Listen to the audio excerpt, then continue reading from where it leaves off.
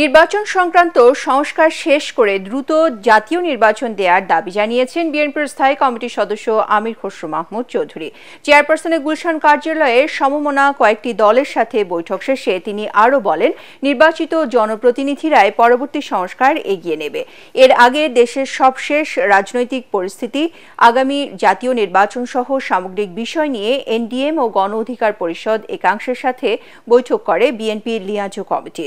পরের সংবাদ সম্মেলনে দলটির নেতারা জানান, স্বৈরাচার বিরোধী আন্দোলনের ঐক্য ধরে রেখে আগামীতে যে কোনো চ্যালেঞ্জ মোকাবেলায় একসঙ্গে কাজ করবেন তারা।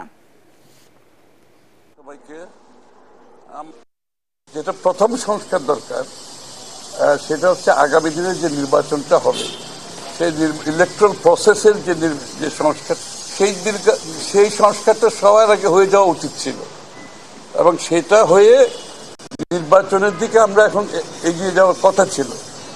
এর মধ্যে অন্যান্য সংস্কারের যে বিষয়গুলো উঠে আসছে, মূলত সংস্কার হতে হবে আপনার সংসদে এবং সংস্কার হতে হবে জনগণের আস্থা নিয়ে, জনগণের সমর্থন নিয়ে, জনগণের ম্যান্ডেট নিয়ে।